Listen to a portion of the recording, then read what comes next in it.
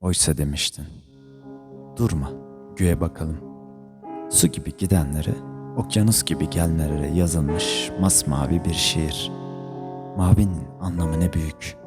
Gökyüzü kadar uçsuz, okyanus kadar derin, deniz kadar heybetli, göl kadar sakin, dere gibi oynak, çeşme kadar gürültülü, bir bardak su kadar ihtiyaç dahili, mavi kadar ömür, okyanus gibi sevgili. Önce sen mi vazgeçtin yoksa ben mi bilmiyorum. Zamanı da çok mühim değil insan olmanın. Sen yazdın, ben yazdım ama ikimiz de vazgeçtik. Önce sorularımız bitti. Nedenlerimizi attık, arzularımızı kör ettik, beklentilerimizi astık. Ön yargılarımızı, aforoz, ellerimizi tutsak ettik.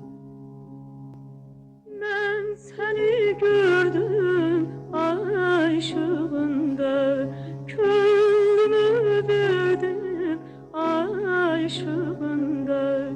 Tez geldi hicran ayrı